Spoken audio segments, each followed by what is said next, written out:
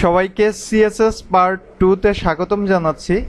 আমরা সিএসএস এর প্রথম পার্টে আমরা কিভাবে সিএসএস ব্যবহার করতে হয় এই বিষয়গুলো শিখেছিলাম, কিভাবে আমরা সিএসএস ব্যবহার করতে পারি এই বিষয়গুলো শিখেছিলাম। আজকে আমরা এরই ধারাবাহিকতায় আরও কিছু জিনিস দেখব। তো প্রথমেই আমরা যে জিনিসটি নিয়ে কাজ করব তা হচ্ছে টেক্সট কালার। তো আমরা প্রথমে একবারেই আমরা প্রজেক্টে চলে যাই। আমরা আজকের ক্লাসের জন্য একটা ফোল্ডার তৈরি করে নিচ্ছি, সিএসএস ক্লাস 2।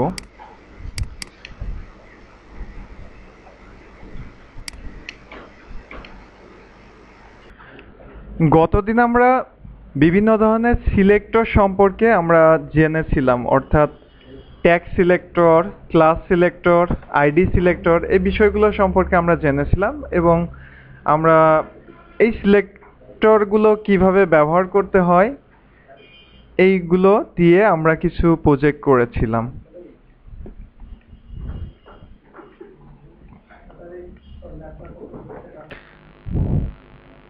তাহলে শুরু করা যাক। আমরা প্রথমেই টেক্সটে কালারের ব্যবহার দেখব, এরপর আমরা টেক্সট অ্যালাইনমেন্ট কিভাবে করতে হয় এই বিষয়টি দেখব এবং তারপরে টেক্সট ডেকোরেশনের বিষয়টি দেখব এবং সবশেষে আমরা টেক্সট ট্রান্সফরমেশন বিষয়টি সম্পর্কে আমরা জানব। তাহলে আমরা প্রথমে একটা HTML ফাইল তৈরি করে নেই, index.html।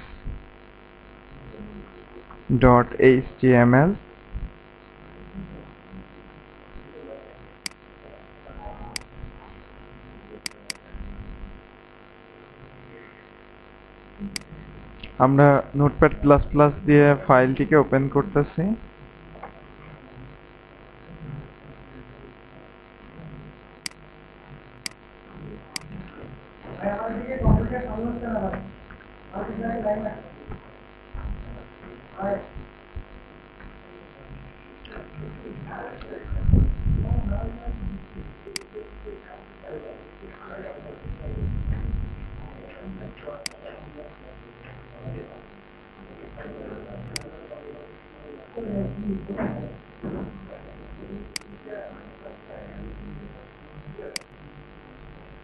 আমরা এখানে একটা প্যারাগ্রাফ নিয়ে নেই।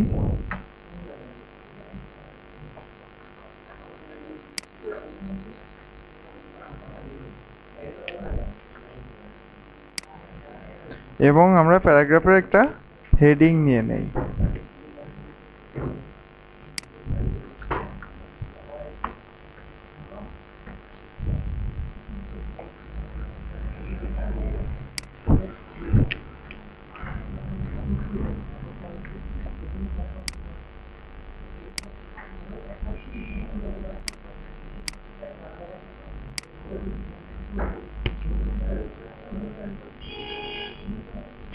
আমরা সাধারণত HTML এর মাধ্যমে টেক্সট ব্যবহারের জন্য পি ট্যাগ ব্যবহার করে থাকি, বিভিন্ন ধরনের হেডিং ট্যাগ H1 থেকে H6 পর্যন্ত ব্যবহার করে থাকি। এছাড়া অ্যাঙ্কর ট্যাগের মধ্যেও আমরা টেক্সট ব্যবহার করে থাকি। তো এক্ষেত্রে আমাদের বিভিন্ন ট্যাগের জন্য আমরা কমনভাবে টেক্সট কালার নির্ধারণ করে দিতে পারি এবং এছাড়া বিভিন্ন জায়গায় আমাদের আলাদাভাবে টেক্সট কালার নির্ধারণ করে দেওয়ার প্রয়োজন হয়। তো আমরা ইতোমধ্যেই জেনেছি যে আমরা ট্যাগ সিলেক্টর ব্যবহার করে কমন স্টাইল তৈরি করতে পারি। প্রত্যেকটা ওয়েবসাইটের জন্যই টেক্সটের কমন কিছু ফরম্যাটিং করা থাকে এবং এছাড়া বিভিন্ন স্থানে টেক্সট ব্যবহারের জন্য আমাদের ক্লাস সিলেক্টর এবং আইডি সিলেক্টর ব্যবহার করেও টেক্সট ফরম্যাটিং করার প্রয়োজন হয়ে থাকে।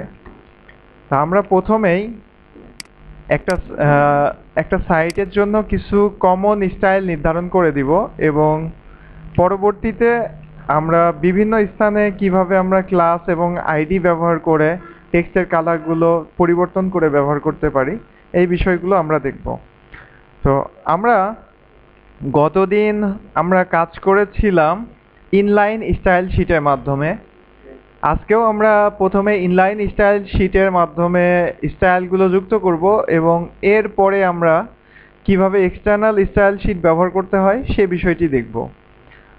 আমরা ইতিমধ্যেই জানি যে ইন্টারনাল স্টাইল শিট নিয়ে কাজ করতে হলে হেড ট্যাগের মধ্যে একটা ট্যাগ নিতে হয়, তা হচ্ছে স্টাইল ট্যাগ,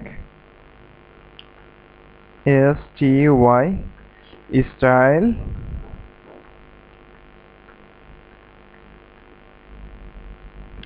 স্টাইল।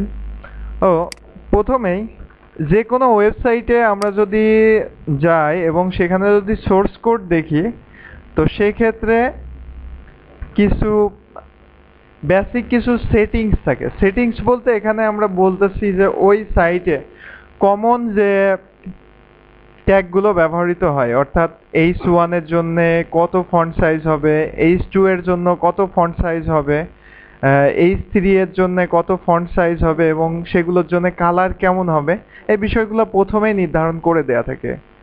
অর্থাৎ colour, font size, font family, এই বিষয়গুলো প্রথমেই নির্ধারণ করে দেয়া থাকে। তো আমরা সেই কাজটি প্রথমে করে নিচ্ছি। এখানে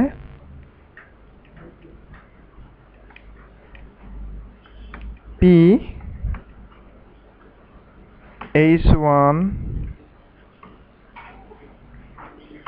H2, H3, H4, H5 এবং H6। এবং আমাদের আরো একটা জিনিস নিয়ে নিতে হবে, সেটা হচ্ছে বডি। আমরা যদি একই সাথে অনেকগুলো ট্যাগের জন্য একই স্টাইল নির্ধারণ করতে চাই, সেক্ষেত্রে আমরা সিলেক্টরগুলো এভাবে কমা দিয়ে দিয়ে দিতে পারি। অর্থাৎ আমি এখানে যে বিষয়টি লিখেছি, এই প্রত্যেকটা ট্যাগের জন্য একটা কমন স্টাইল তৈরি হবে। তা আমাদের উদ্দেশ্য হচ্ছে এখানে ফন্ট ফ্যামিলি নির্ধারণ করে দেয়া। ফন্ট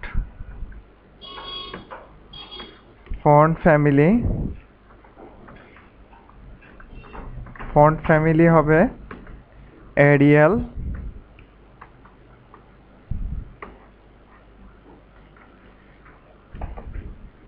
এখন যদি আমরা সাইটে যাই, সেক্ষেত্রে আমরা এখন সবগুলো লেখাকে এরিয়াল ফন্টে দেখতে পাচ্ছি। এখন এখানে যদি আমি অন্যান্য ট্যাগগুলো নেই, অর্থাৎ হেডিং ট্যাগগুলো যদি এখানে প্লেস করি, সেক্ষেত্রে আমাদের হেডিং ট্যাগের জন্যও ফন্ট ফ্যামিলি হবে এরিয়াল। অর্থাৎ আমরা এখন কমন একটা স্টাইল সবার জন্য নির্ধারণ করে দিয়েছি। এরপরে আমাদের যে কাজটা করতে হয় তা হচ্ছে H1, H2, H3, H4, H5 এবং H6 এর জন্য ফন্ট সাইজ কেমন হবে এই বিষয়টি নির্ধারণ করে দিতে হয়। আমরা এই ট্যাগগুলো পর্যায়ক্রমিকভাবে লিখব। H1,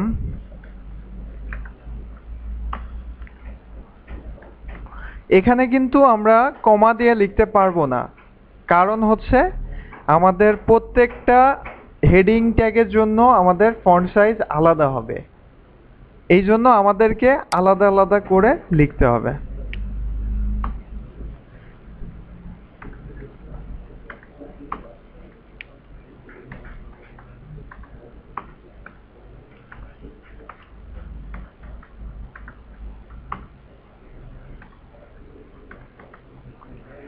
আমরা এখানে 6টা হেডিং ট্যাগ নিয়ে নিলাম এবং আমাদের আরো একটি নিতে হবে পি ট্যাগের জন্য। তাহলে আমরা পি ট্যাগের জন্য ফন্ট সাইজ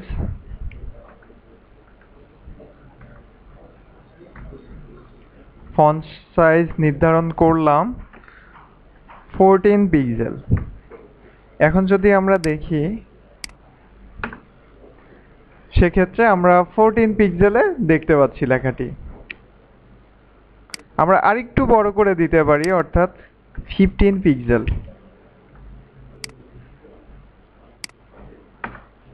এখন আমরা 15 পিক্সেলে দেখতে পাচ্ছি।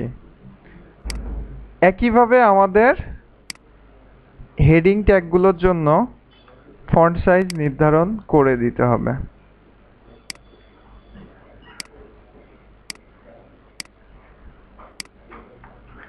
তাহলে আমরা শুরু করব H6 থেকে। H6-এ আমাদের ফন্ট সাইজ হবে 12 পিক্সেল। আমরা আমাদের ইচ্ছা মতো দিতে পারি, এক্ষেত্রে কোনো বাধা নেই। আমরা H5-এর জন্য ফন্ট সাইজ দিয়ে দিতে পারি 16 পিক্সেল। H4-এর জন্য 20 পিক্সেল।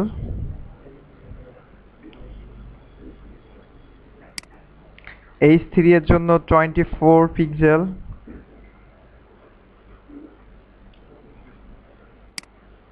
H2-এর জন্য আমরা ফন্ট সাইজ নির্ধারণ করব 28 পিক্সেল এবং H1-এর জন্য 32 পিক্সেল। তবে এই ভ্যালুটি বিভিন্ন সাইটের জন্য বিভিন্ন রকম হতে পারে এবং আমরা আমাদের প্রয়োজন অনুযায়ী বিভিন্ন জায়গায় আমরা H1, H2 এর ফন্ট সাইজ আলাদাভাবেও ডিফাইন করতে পারবো। আমরা এতক্ষণে যা করলাম তা হচ্ছে একটা কমন একটা স্টাইল আমরা নির্ধারণ করে দিলাম। আমরা প্রথমে যেখানে ফন্ট ফ্যামিলি নির্ধারণ করে দিয়েছি, এখানে আমরা টেক্সটের জন্য কালারও নির্ধারণ করে দিতে পারি, কারণ আমরা চাচ্ছি যে ডিফল্ট কালার হিসাবে একটা কালারই থাকুক।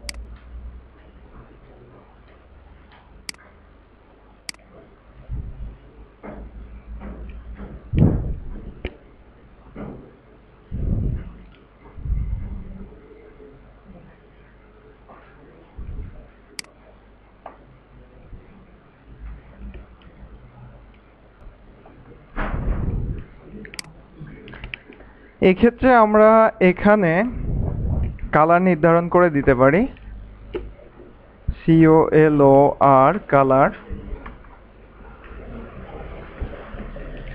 কালার সাধারণত ডিফল্ট কালার হিসাবে কালো ব্যবহার করা হয়ে থাকে, তা আমরা পিওর ব্ল্যাক ব্যবহার না করে কাছাকাছি কোনো কালার ব্যবহার করতে পারি, অর্থাৎ এক্ষেত্রে আমরা সম্পূর্ণরূপে 0 ব্যবহার না করে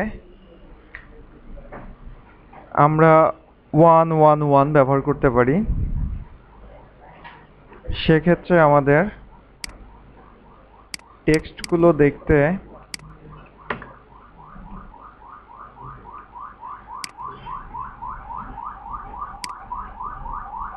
আমরা এখানে সবগুলো ট্যাগের জন্য, অর্থাৎ যে যে ধরনের ট্যাগে আমাদের টেক্সট ব্যবহার হতে পারে সবগুলো ট্যাগের জন্য আমরা এই কালারটি নির্ধারণ করে দিলাম। এখন যদি আমরা চাই যে আমাদের এছাড়াও শুধু প্যারাগ্রাফ এবং হেডিং ছাড়াও আরও কিছু কিছু জায়গায় কালার ব্যবহার হয়, তো আমরা অ্যাঙ্কর ট্যাগে কালার ব্যবহার করতে পারি। অ্যাঙ্কর ট্যাগের মধ্যে আমরা যদি কিছু লিখি, এখানে আমরা লিখলাম গুগল,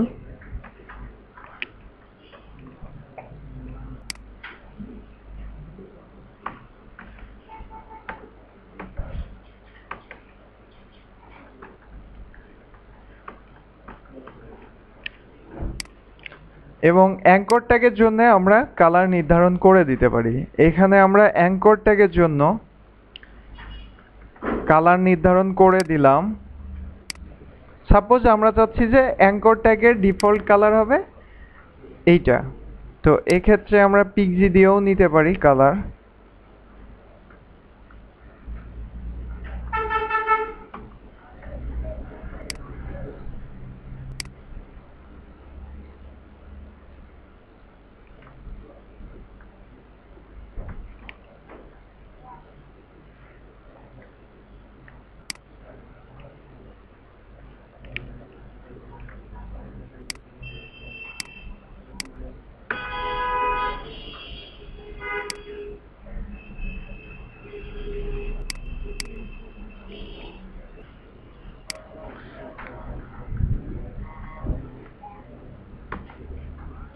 আমাদের ডিফল্ট যদি আমরা কোনো অ্যাঙ্কর ট্যাগ ব্যবহার করি সেক্ষেত্রে অ্যাঙ্কর ট্যাগে সাধারণত ব্লু কালার আসে। তো এক্ষেত্রে আমরা বিভিন্ন সাইটে সাধারণত ডিফাইন করে দিতে পারি যে আমরা অ্যাঙ্কর ট্যাগে ডিফল্ট কালার হিসাবে কোনটা দেখতে যাচ্ছি। তো সেক্ষেত্রে আমরা এখানে আমরা অন্য একটা ভিন্ন ধরনের একটা কালার এখানে ডিফাইন করে দিলাম। এখন যদি সেভ দিয়ে আমরা দেখি সেক্ষেত্রে আমাদের ঠিক আমরা যে কালারটি দিয়েছি সেই কালারে দেখা যাচ্ছে। তাহলে এখানে আমরা এখন যে গুগলের যে লিঙ্কটি দেখতে পাচ্ছি এই লিঙ্কটি আমাদের ডিফল্ট কালার, আমরা যে কালারটিকে ডিফল্ট হিসেবে নির্ধারণ করে দিলাম সেই কালারে দেখাচ্ছে। আর যদি আমরা এই কালারটি নির্ধারণ করে না দিতাম সেক্ষেত্রে আমাদের কালারটি ব্লু কালার দেখাতো। তো এইভাবে আমরা ডিফল্টভাবে আরও কিছু জিনিস আছে সেগুলোরও কালার নির্ধারণ করে দিতে হয়। অর্থাৎ আমরা যখন HTML শিখেছি সেখানে আমাদের লিস্ট ছিল, আনঅর্ডার লিস্ট ছিল, অর্ডার লিস্ট ছিল। এই যে আমরা যদি লিস্টের মধ্যে কোনো টেক্সট লিখি সেই ক্ষেত্রে আমাদের টেক্সটের কি কি ক্যারেক্টারিস্টিক হতে পারে, কিভাবে সেই টেক্সটটি প্রদর্শিত হবে, এই বিষয়গুলো আমরা এখানে নির্ধারণ করে দিতে পারি। অর্থাৎ আমরা যদি নর্মালি যদি ইউএল দেই, ইউএল ওএল টেবিল,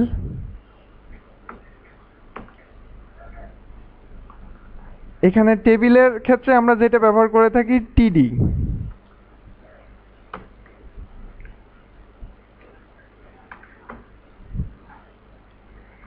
তো এই জিনিসগুলোর জন্য আমরা সাধারণত এইগুলোতে কি করে থাকি, কালারটাকে আমরা যদি আমাদের নর্মাল কালারটাকে যদি একটু লাইট করে রাখি ব্ল্যাকের থেকে, সাধারণত যে কোনো ওয়েবসাইটের ডিফল্ট টেক্সট কালার থাকে ব্ল্যাক। তো ব্ল্যাকের থেকে আবার কিছুটা লাইট করে রাখা হয়, মানে ফুল ব্ল্যাক না রেখে কিছুটা লাইট করা হয়। তো এক্ষেত্রে যেটা করা হয় সাধারণত ইউএল বা ওএল এর মধ্যে যেগুলো থাকে সেই লেখাগুলোকে সাধারণত একটু ডিফারেন্ট করার জন্যে পিওর ব্ল্যাক করা হয় বা একটু ডিপ ব্ল্যাক করা হয়। তো এই কাজটাও আমরা করতে পারি। সেক্ষেত্রে আমরা এখান থেকে যদি আমাদের যে ডিফল্ট টেক্সট আছে সেই ডিফল্ট টেক্সটে যদি আমরা এই ধরনের একটা কালার ব্যবহার করি এবং তাহলে আমরা পরিবর্তনটা বুঝতে পারবো। এই কালারটা কিন্তু পিওর ব্ল্যাক না। এখন এখানে যদি আমরা পিওর ব্ল্যাক ব্যবহার করি কালার,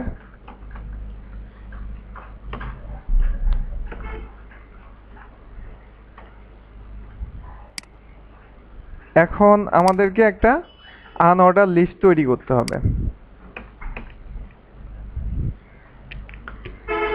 আমরা জেন কোডিং ব্যবহার করতে পারি। এক্ষেত্রে আমরা ইউএল এরপরে জেন কোডিং এর নিয়মে আমরা যদি আনঅর্ডার লিস্ট নিতে চাই সেক্ষেত্রে আমাদেরকে কি করতে হয়, ইউএল ট্যাগ এরপরে আমাদেরকে কন্ট্রোল ই দিলে আমাদের কি হবে, শুধুমাত্র একটা ইউএল ট্যাগ তৈরি হবে।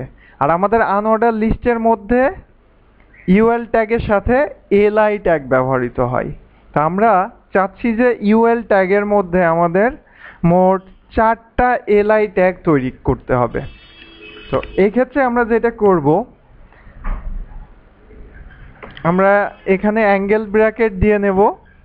এরপরে যে কাজটা করতে হবে, আমাদের ইউএল এর মধ্যে থাকবে এলআই। তো এই এই জিনিসটা আমরা প্রকাশ করার জন্য একটা অ্যাঙ্গেল ব্র্যাকেট দিয়ে নিলাম। এরপরে এলআই লিখতে হবে। এখন যদি কন্ট্রোল ই প্রেস করি তাহলে কি হলো? তাহলে আমাদের ইউএল ট্যাগের মধ্যে একটা এলআই ট্যাগ তৈরি হলো। এখন আমরা ঠিক এইটা চাচ্ছি না, আমরা চাচ্ছি যে আমাদের এলআই ট্যাগ তৈরি হবে মোট 4টা। তো সেক্ষেত্রে আমাদের জেন কোডিং এর নিয়ম হচ্ছে, আমরা জানি যে গুণ করার জন্য ব্যবহৃত হয় স্টার সিম্বল। কম্পিউটারে যদি আমরা গুণ করতে চাই সেক্ষেত্রে স্টার সিম্বল ব্যবহৃত হয়। তা এখন যদি স্টার সিম্বল দিয়ে 5 দেই এবং তারপরে যদি কন্ট্রোল ই প্রেস করি, সেক্ষেত্রে আমাদের 5টা এলআই ট্যাগ তৈরি হয়ে গেল। এখন আমরা যদি এখানে টেক্সটগুলো লিখি, অর্থাৎ আমরা লিখতে পারি ওয়েব ডিজাইন। আমরা এখানে ডামি টেক্সট আকারে এই টেক্সটগুলোকে লিখতেছি, HTML, CSS, PHP, JS। এখন যদি সেভ দিয়ে দেখি,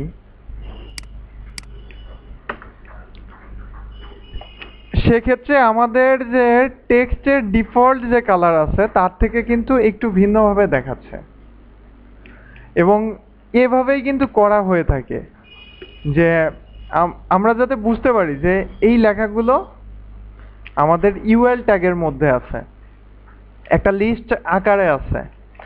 এছাড়া আমরা আরো কিছু কাজ করতে পারি, যেমন আচ্ছা এই বিষয়টি আমরা পরে দেখব। ইউএল ট্যাগের আরো কিছু ফরম্যাটিং আছে, তো এই বিষয়গুলো আমরা একটু পরে দেখব। এখন যে জিনিসটি আমরা দেখতে চাচ্ছি তা হচ্ছে এ ট্যাগের কিছু ফরম্যাটিং আছে, অর্থাৎ অ্যাঙ্কর ট্যাগের কিছু ফরম্যাটিং আছে। আমরা যদি চাই যে আমাদের এই যে এখানে আন্ডারলাইনটা তৈরি হয়েছে, এই আন্ডারলাইনটা তৈরি হবে না, সেক্ষেত্রে আমাদের যেটা করতে হবে তা হচ্ছে, আমরা যদি ডিফল্ট ভাবেই চাই যে আমাদের আন্ডারলাইন তৈরি হবে না, শুধুমাত্র অ্যাঙ্কর ট্যাগের মধ্যে আমরা কোনো কিছু লিখলে আমাদের শুধুমাত্র কালারটা চেঞ্জ হবে, কিন্তু কোনো আন্ডারলাইন তৈরি হবে না, সেক্ষেত্রে যে বিষয়টি নিয়ে আমাদের কাজ করতে হবে তাকে বলা হচ্ছে টেক্সট ডেকোরেশন। হ্যাঁ, text decoration. Text decoration, text decoration. তো আমরা যদি না চাই যে আন্ডারলাইনটা শো করুক, সেক্ষেত্রে আমাদের নান করতে হবে। অর্থাৎ আমরা চাচ্ছি না যে আমাদের টেক্সটের কোনো আন্ডারলাইন থাকুক বা কোনো ডেকোরেশন হোক টেক্সটে। এবং অ্যাঙ্কর ট্যাগে সাধারণত যেটা হয় যে এর উপরে মাউস পয়েন্টার নিয়ে গেলে মাউসের আকৃতিটি পরিবর্তিত হয়।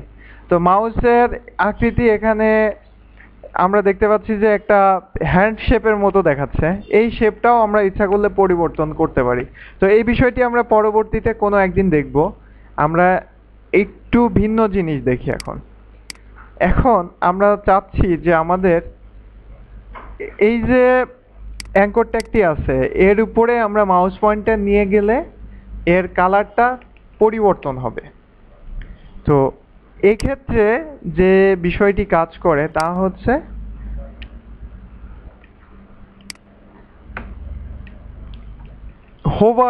হোভার কাজ করে। তো হোভারের বিষয়টি আমরা পরবর্তীতে আরো ডিটেলস জানবো, শুধুমাত্র আমরা এখন এর ব্যবহারটা একটু দেখি। হোভার সম্পর্কে বিস্তারিত পরবর্তীতে আলোচনা করা হবে, হোভারটা আমরা পরবর্তীতে দেখব। তবে এখন কিভাবে ব্যবহার করতে হয় সে বিষয়টি দেখি। অর্থাৎ মাউস পয়েন্টার যদি আমরা এই অ্যাঙ্কর ট্যাগের মধ্যে যে টেক্সটটি আছে, অর্থাৎ আমরা যে লিঙ্কটি তৈরি করেছি এই লিঙ্কের উপর নিয়ে গেলে যাতে আমাদের এই কালারটা পরিবর্তন হয়, এই বিষয়টি আমরা এখন একটু দেখব। তো এই জন্য আমাদের যে কাজটি করতে হবে তা হচ্ছে এখানে একটা ক্লোন দিতে হবে এবং তারপরে লিখতে হবে হোভার,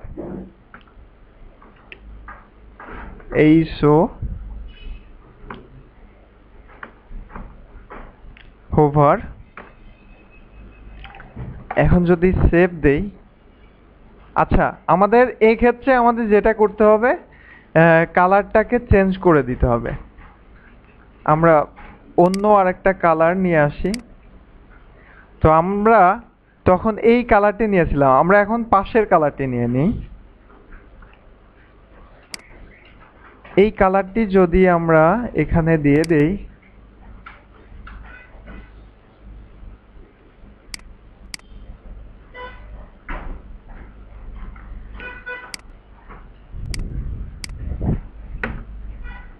এখন যদি আমরা মাউস পয়েন্টারটিকে এটার উপরে নিয়ে যাই সেক্ষেত্রে হালকা কালার চেঞ্জ হচ্ছে, খুবই হালকা কালার পরিবর্তন হচ্ছে। তা আমরা একটু বোঝার জন্য আমরা একটু ডিপ কালার নিয়ে নিচ্ছি বা অন্য ভিন্ন ধরনের একটি কালার নিয়ে নেই, সেক্ষেত্রে আমরা বুঝতে পারবো। আমরা এই কালারটি নিয়ে নিই।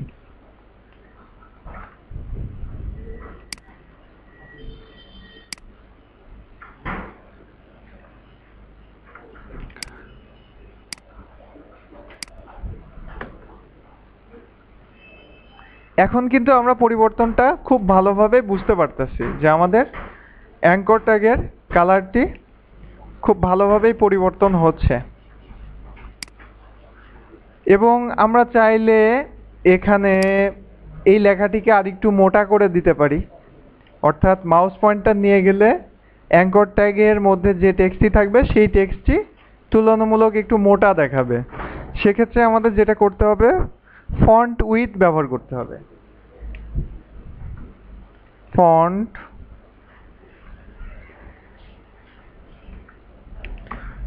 উইথ ব্যবহার করতে হবে এবং এখানে আমরা যদি 300 দিয়ে দেই, 300 না দিয়ে আমরা আরেকটু বেশি দিব 700, অথবা বোল্ড দিতে পারি আমরা এখানে।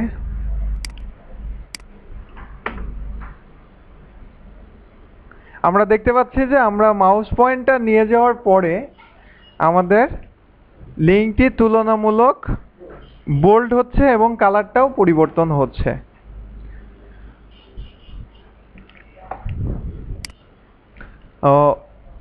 এই বিষয়টি আমরা পরবর্তীতে যখন নেভিগেশন বার ডিজাইন করব সেখানে আমাদের কাজে লাগবে।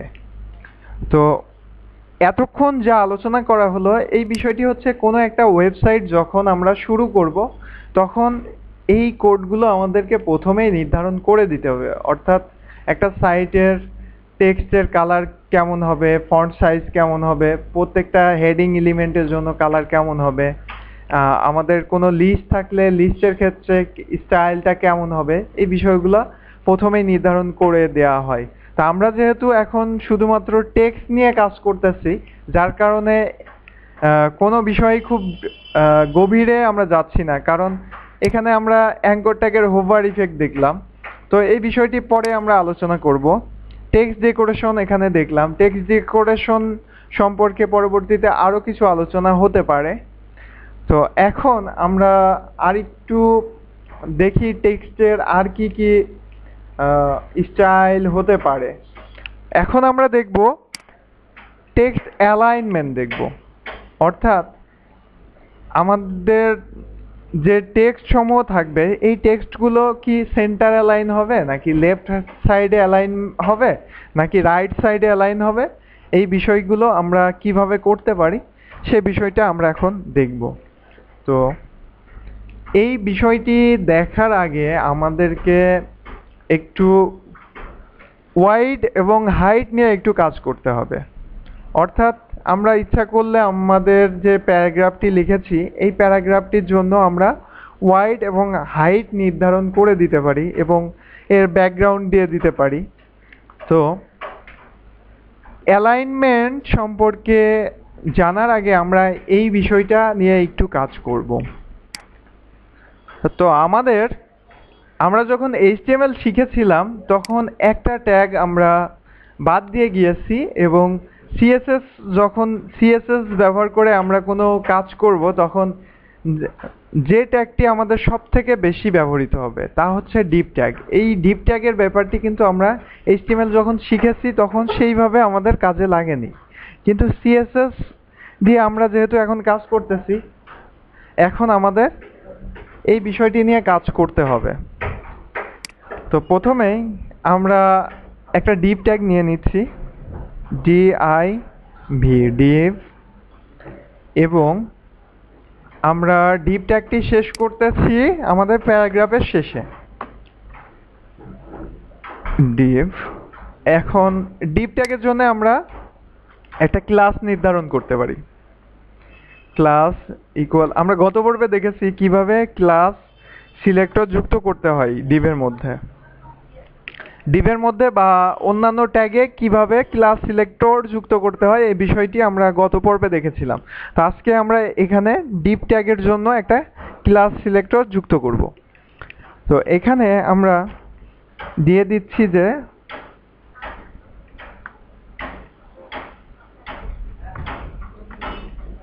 ফার্স্ট আন্ডারস্কোর প্যারা,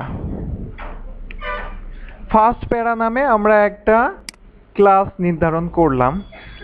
এখন ফার্স্ট প্যারার জন্যে আমরা যদি এখানে কিছু স্টাইল নির্ধারণ করে দিই, অর্থাৎ ফার্স্ট প্যারার ব্যাকগ্রাউন্ড হবে, ব্যাকগ্রাউন্ডে আমরা একটা কালার দিয়ে দিতে পারি। তো জেন্ড কোডিং এর মাধ্যমে আমরা ব্যাকগ্রাউন্ড খুব সহজে দিতে পারি। সেক্ষেত্রে আমাদের বিজি লিখতে হবে, এরপরে কন্ট্রোল ই প্রেস করলে ব্যাকগ্রাউন্ড চলে আসবে। তো এখানে আমরা আমাদের প্যারাগ্রাফের জন্য আমরা হলুদ কালারটিকে নির্বাচন করতে পারি, FF0। আমরা ইতোমধ্যেই কালার কিভাবে ব্যবহার করতে হয় এই বিষয়টি নিয়ে আমরা আলোচনা করেছি। আমরা এখানে ক্লাস সিলেক্টর নিয়েছি, কিন্তু আমাদের এখানে কিন্তু ক্লাস সিলেক্টর যেভাবে ব্যবহার করা উচিত সেভাবে কিন্তু আমরা এখনো ব্যবহার করিনি। এক্ষেত্রে আমাদের যেটা করতে হবে, এখানে একটা ডট সিম্বল দিতে হবে, কারণ ক্লাস সিলেক্টরকে নির্ধারণ করার জন্য আমাদের সিএসএস এ ডট সিম্বল ব্যবহার করতে হয়।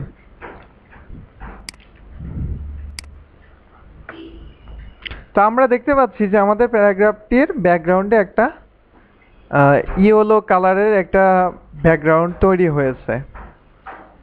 এখন এটাতে আমরা ওয়াইড এবং হাইট নির্ধারণ করে দেব। এজন্য WIDTH ওয়াইড প্রপার্টি ব্যবহার করব। ওয়াইড প্রপার্টি ব্যবহার করে এখানে আমরা নির্ধারণ করলাম 450 পিক্সেল। 450 পিক্সেলের আমরা প্যারাগ্রাফটিকে সীমাবদ্ধ করলাম।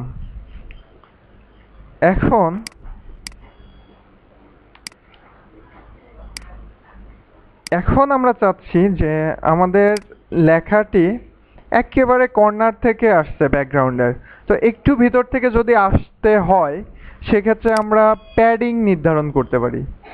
মার্জিন এবং প্যাডিং এই দুইটি বিষয়ে আমরা পরবর্তীতেও আরো আলোচনা করব। তো এখন শুধুমাত্র আমরা ব্যবহার করে দেখি কিভাবে ব্যবহার করতে হয়।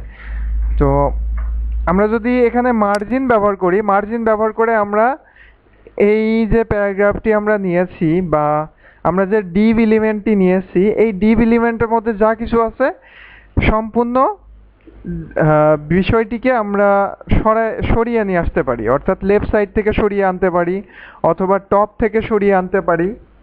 তো এই কাজটি কিভাবে করা যায় আমরা এখন দেখব।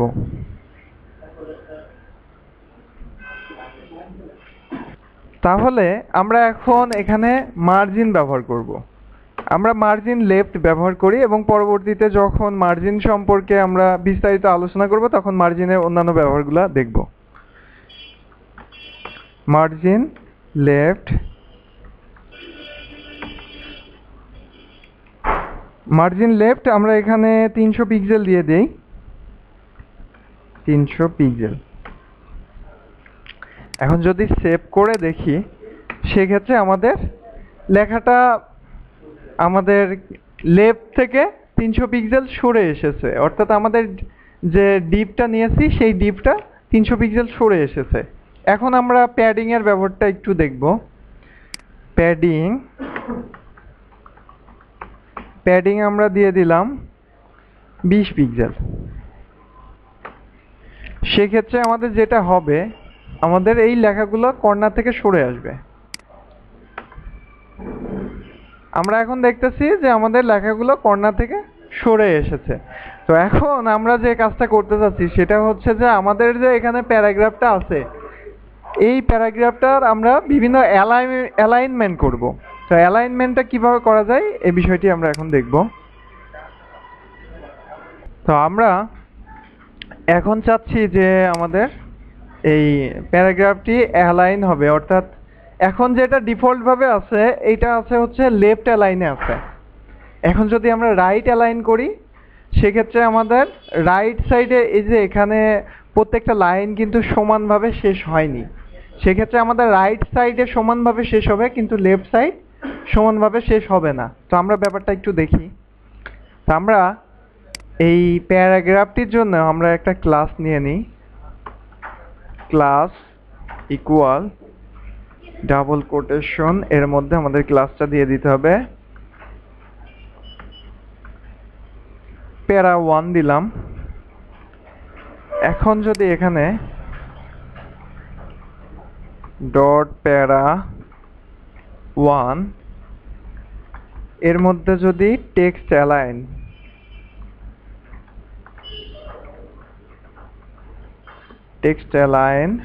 রাইট, আমরা যদি টেক্সট অ্যালাইন রাইট করি সেক্ষেত্রে আমাদের লেখাগুলো রাইট সাইডে সমানভাবে আসছে এবং লেফট সাইডে কিন্তু সমান হয়নি। এখন আমরা যদি টেক্সট অ্যালাইন রাইট না দিয়ে এখানে সেন্টার দিই, CENTER সেন্টার, সেক্ষেত্রে আমাদের লেখাগুলো মাঝামাঝি হবে, অর্থাৎ লেখাগুলো দুই সাইডে সমানভাবে স্পেস তৈরি করতেছে এবং লেখাগুলো মাঝখানে আছে। এখন আমরা চাচ্ছি যে আমাদের লেখাগুলো লেফট সাইডেও সমানভাবে শুরু হবে এবং রাইট সাইডেও সমানভাবে শেষ হবে। সেই ক্ষেত্রে আমাদের টেক্সট অ্যালাইন দিয়ে দিতে হবে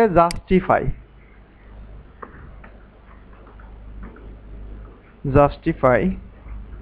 এখন যদি আমরা দেখি সেক্ষেত্রে আমরা দেখতেছি যে আমাদের লেখাগুলো সমানভাবে লেফট সাইডে সমানভাবে শুরু হচ্ছে এবং রাইট সাইডেও সমানভাবে শেষ হচ্ছে। তো এইভাবে আমরা আমাদের প্রয়োজনীয় বিভিন্ন স্থানে প্যারাগ্রাফ সমূহ অ্যালাইন করে ব্যবহার করতে পারবো, অর্থাৎ যেখানে আমাদের লেফট অ্যালাইন লাগবে সেখানে আমরা লেফট অ্যালাইন করব, যেখানে আমাদের সেন্টার অ্যালাইন লাগবে সেখানে সেন্টার অ্যালাইন করব, যেখানে রাইট অ্যালাইন লাগবে সেখানে রাইট অ্যালাইন করব।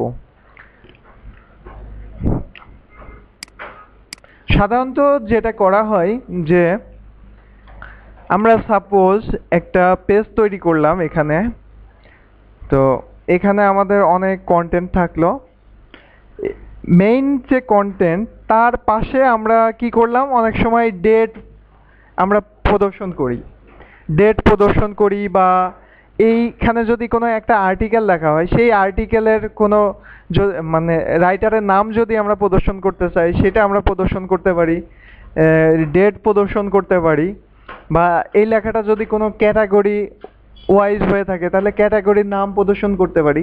তো এই যে বিষয়গুলো আমরা যদি এই বিষয়গুলো যদি এর পাশে প্রদর্শন করতে চাই সেক্ষেত্রে আমার কাছে মনে হয় যে আমরা যদি রাইট অ্যালাইন করি সেক্ষেত্রে দেখতে সুন্দর লাগবে। তো আমরা বুঝতে পারলাম যে আমাদের কোথায় হচ্ছে রাইট অ্যালাইন করতে হবে। আবার যদি আমরা এখানে তিনটা ব্লক করলাম, তিনটা ব্লক করে আমরা সাপোজ একটা প্রাইসিং টেবিল তৈরি করব। তো প্রাইসিং টেবিল তৈরি করলে যেটা হয় যে আমরা কোনো একটা জিনিসের হচ্ছে প্রাইস বা তার হচ্ছে কি কি ফিচার আছে এই ফিচারগুলো সাধারণত মাঝখানে লিস্ট আকারে রেখে থাকি। তো আমাদের এই যে লিস্টের যে ফিচারগুলো এই ফিচারগুলো সাধারণত যদি সেন্টার অ্যালাইন হয় প্রাইসিং টেবিলে, সেক্ষেত্রে দেখতে সুন্দর লাগবে। তো সেক্ষেত্রে আমরা সেন্টার অ্যালাইন করতে পারি সেই টেক্সটগুলোকে। আবার সাধারণত যে কোনো প্যারাগ্রাফে লেফট অ্যালাইন থাকে, তো সেটাও করতে পারি। এবং যদি আমরা এখন যে প্যারাগ্রাফটি আমরা দেখতে পাচ্ছি, এখানে আমরা টেক্সট অ্যালাইন জাস্টিফাই করেছি, তাতে করে আমাদের লেখাটা অনেক সুন্দর লাগছে। অর্থাৎ আমি কোথায় কি ধরনের টেক্সট অ্যালাইন আমরা ব্যবহার করব সেই বিষয়টি কিন্তু আমরা আলোচনা করলাম। এবং পরবর্তীতে আমরা যখন প্রজেক্ট করব, যখন আমরা সিএসএস শিখে যাব ভালোভাবে, তখন প্রজেক্ট করতে গেলে আমাদের এই বিষয়টি আমরা আরও ভালোভাবে বুঝতে পারবো এবং প্র্যাকটিক্যাল এক্সপিরিয়েন্স আমরা অর্জন করতে পারবো। তো এখন আমরা দেখব যে আমরা যে টেক্সট ডেকোরেশন যে বিষয়টি দেখেছিলাম, যে অর্থাৎ আমরা যদি টেক্সট ডেকোরেশন নান করি সেক্ষেত্রে আন্ডারলাইনটি রিমুভ হয়ে যায়, আর হচ্ছে ডিফল্টভাবে টেক্সট ডেকোরেশনে আন্ডারলাইন থাকে। তা এখন আমরা টেক্সট ডেকোরেশনের আরও কিছু ব্যবহার হতে পারে, তো সেই বিষয়টি আমরা একটু দেখব। আমরা যথারীতি আমরা জানি যে টেক্সট ডেকোরেশন ব্যবহার করা হয় অ্যাঙ্কর ট্যাগের মধ্যে।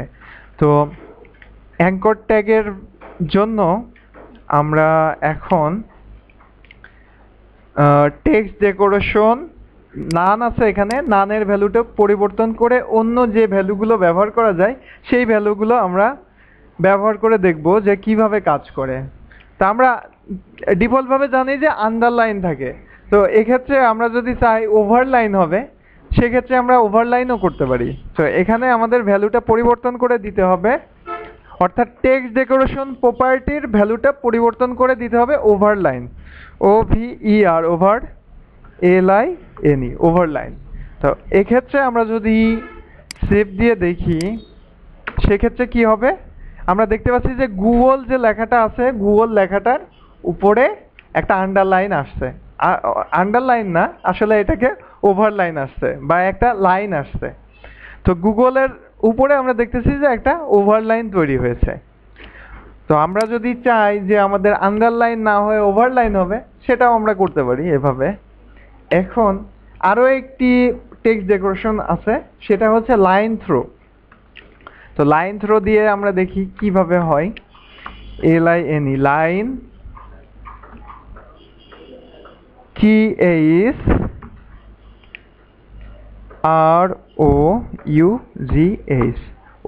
Line through. এখন যদি সেভ দিয়ে আমরা দেখি সেক্ষেত্রে আমরা দেখব যে লেখাটার মাঝখান দিয়ে লাইনটি চলে গেছে। অর্থাৎ এই বিষয়টি আমাদের কাজে লাগে যখন আমরা কোনো ই কমার্স সাইটে যদি আমরা ভিজিট করি, অর্থাৎ জনপ্রিয় যেমন ই কমার্স সাইটগুলো যেমন আছে, যেমন Amazon.com বা eBay, এই ধরনের সাইটে যদি আমরা যাই সেক্ষেত্রে বা আমাদের বাংলাদেশেও কিছু ই কমার্স সাইট আছে, তো সেখানে যদি আমরা ভিজিট করি তো সেক্ষেত্রে আমরা দেখতে পাবো যে যদি কোনো প্রোডাক্টের কোনো ডিসকাউন্ট থাকে, তো সেক্ষেত্রে রেগুলার যে প্রাইসটা থাকে সেই রেগুলার প্রাইসটাকে এইভাবে মাঝখান দিয়ে কাটা থাকে এবং ডিসকাউন্টের পরে যে প্রাইসটা হয় সেই প্রাইসটা হাইলাইট করা থাকে, অর্থাৎ সুন্দরভাবে সেই লেখাটাকে দেখানো হয়। তো এই ধরনের পারপাজে আমরা এই লাইন থ্রো ব্যবহার করতে পারি। শুধুমাত্র যে আমরা অ্যাঙ্কর ট্যাগেই যে এই বিষয়টা ব্যবহার করব এমনটা না, এক্ষেত্রে আমরা কোনো সাধারণ কোনো টেক্সটেও ব্যবহার করতে পারি। সাধারণ কোনো টেক্সটে কিভাবে আমরা ব্যবহার করতে পারি এই বিষয়টা আমরা একটু দেখি। আমরা সাপোজ যে প্যারাগ্রাফটি নিয়েছি, এই প্যারাগ্রাফের মাঝখানে আমরা চাচ্ছি যে একটা জিনিসকে আমরা লাইন থ্রো করব। সেক্ষেত্রে আমাদের কি করতে হবে, এখানে আমরা একটা ট্যাগ নিতে পারি যেটা হচ্ছে স্প্যান ট্যাগ বলে। স্প্যান ট্যাগ নিব আমরা এখানে, SPAN, স্প্যান নিব। স্প্যান ট্যাগ আমাদেরকে ক্লোজ করতে হবে, SPAN, স্প্যান। এখন এই স্প্যানের মধ্যে যদি আমি কোনো কিছু লিখি, অর্থাৎ আমরা চাচ্ছি যে আমরা একটা জিনিসের প্রাইজই প্রদর্শন করি,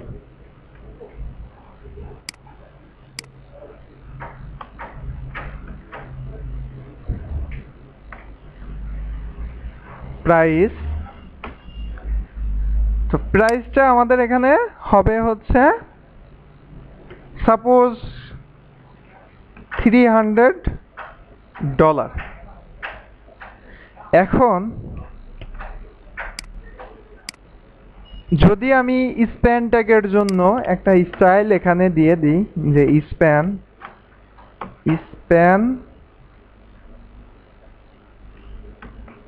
স্প্যানের জন্য আমাদের, বা আমরা নির্ধারণ করে দিতে পারি যে আমাদের এই যে এখানে যে প্যারা ওয়ানের মধ্যে যতগুলো স্প্যান থাকবে প্রত্যেকটা স্প্যানে, আচ্ছা প্যারা ওয়ানের মধ্যে যত স্প্যান থাকবে SPAN স্প্যান, তার হচ্ছে টেক্সট ডেকোরেশন হবে লাইন থ্রো।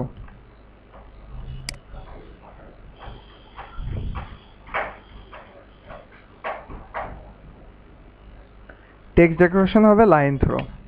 তা আমরা যদি এখন এইটাকে দেখি, সেক্ষেত্রে আমরা দেখতে পাচ্ছি যে এখানে প্রাইসের যে ভ্যালুটা দেওয়া আছে এটা কিন্তু কাটা আছে। এরপরে যদি আমরা আরেকটা লিখি,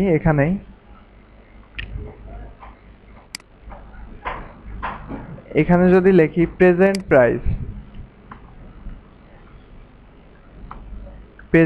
প্রাইস, আচ্ছা তো প্রেজেন্ট প্রাইস আমরা যদি স্প্যানের মধ্যে রাখি সেক্ষেত্রে আমাদের এইটা কিন্তু লাইন থ্রোতে দেখাবে, যার কারণে আমরা নর্মালি রাখি। তো এখন পরে প্রেজেন্ট প্রাইসটাকে কিন্তু নর্মালি দেখাচ্ছে। আচ্ছা প্রেজেন্ট প্রাইসের ভ্যালু আমরা পরিবর্তন করে দিই 20।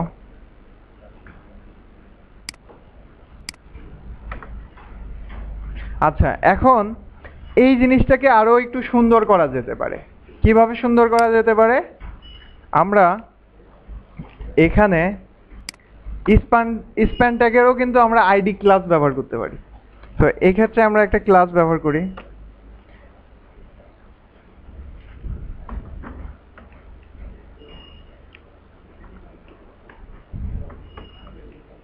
ক্লাস আমরা এখানে দিলাম হচ্ছে রেগুলার।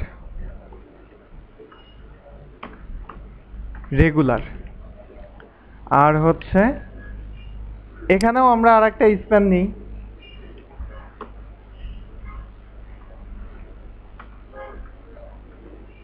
Span SPAN span.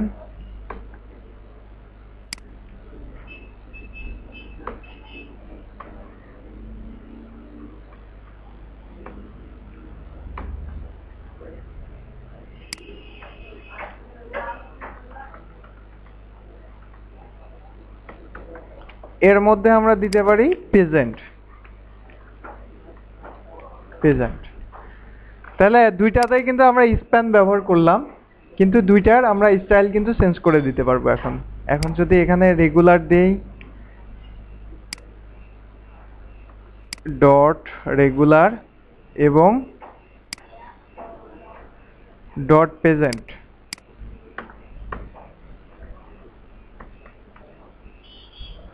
তো আমরা এখন কি করব,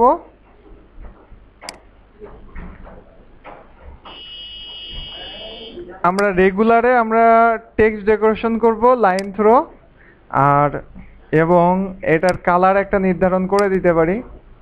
কালার হবে হচ্ছে আমাদের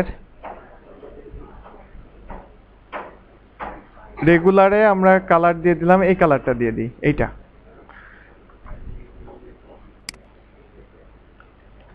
colour COLOR colour.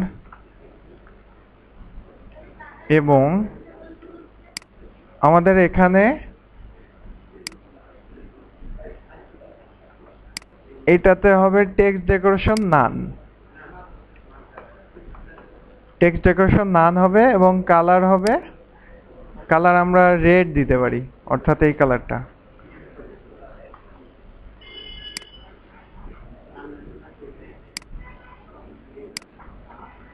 COLOR colour.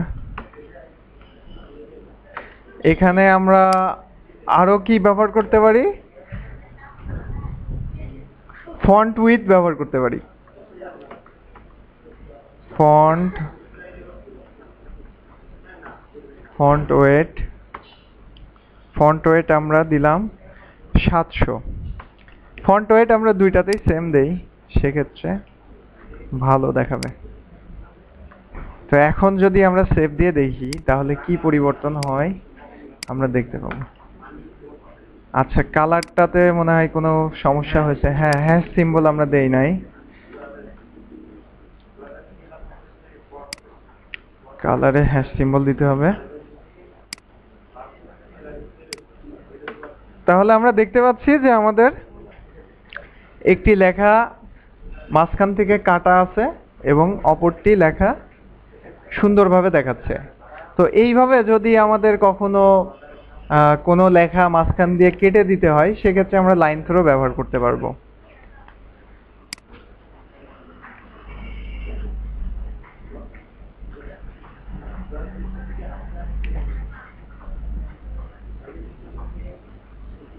এছাড়া আমরা আরো একটি জিনিস ব্যবহার করতে পারি, সেটা হচ্ছে ব্ল্যাঙ্ক। অর্থাৎ টেক্সট ডেকোরেশন নান হতে পারে বা ব্ল্যাঙ্ক হতে পারে। তো ব্ল্যাঙ্ক দিয়ে আমরা দেখি যে কেমন দেখায়। এখানে যদি নানের পরিবর্তে আমরা ব্ল্যাঙ্ক দিই, ব্ল্যাঙ্ক না, এটা হচ্ছে ব্লিঙ্ক। ব্লিঙ্ক।